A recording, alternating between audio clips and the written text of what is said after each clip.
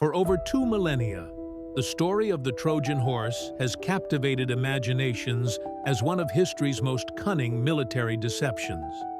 Homer's epic tale tells us how Greek warriors hid inside a massive wooden horse, fooling the Trojans into bringing their own destruction within the walls of Troy. But what if this legendary story, etched into our collective consciousness, conceals a far more complex truth? Recent archaeological discoveries are forcing scholars to reconsider everything we thought we knew about the fall of Troy, suggesting that the reality behind the myth may be even more extraordinary than the legend itself. The traditional narrative seems straightforward. After 10 years of siege, the Greeks constructed an enormous wooden horse, concealed their finest warriors inside, and presented it as a gift to the goddess Athena. The Trojans, believing the Greeks had finally retreated, wheeled this supposed offering into their city.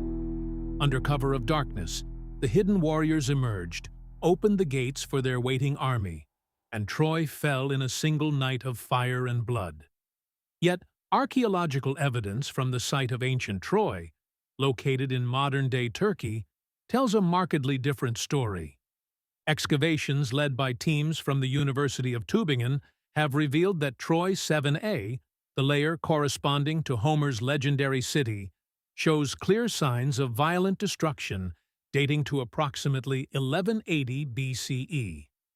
However, the nature of this destruction presents puzzling contradictions to the traditional horse narrative.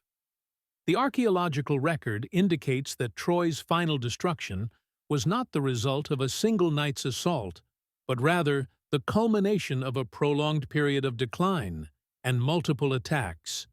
Burn layers throughout the city show evidence of several fires occurring over an extended time frame, not the concentrated conflagration described in classical sources.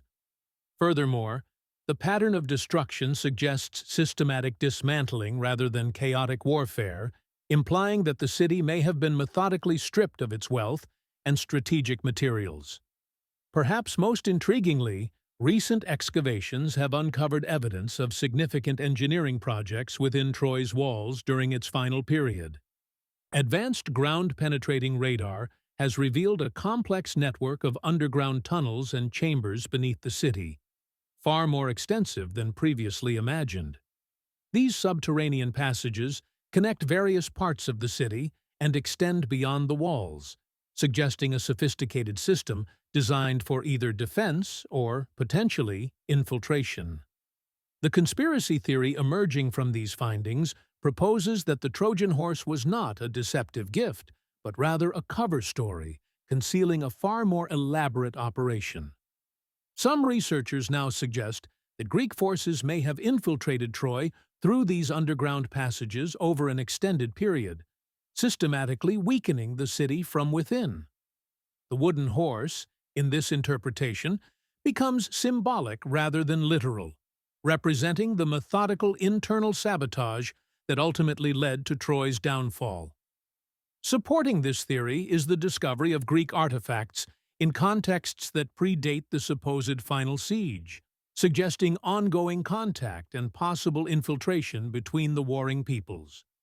Additionally, analysis of human remains from the destruction layer reveals evidence of malnutrition and disease, indicating that Troy was already severely weakened before its final fall. The implications of this archaeological evidence extend far beyond academic curiosity. If the Trojan horse story was indeed a cover for a more complex intelligence operation, it represents one of history's earliest examples of psychological warfare and disinformation. The Greeks may have crafted the horse narrative not just to explain their victory, but to conceal their actual methods, protecting their strategic innovations for future conflicts. As we continue to unearth Troy's secrets, one truth becomes increasingly clear. The line between myth and history is far more complex than we once believed.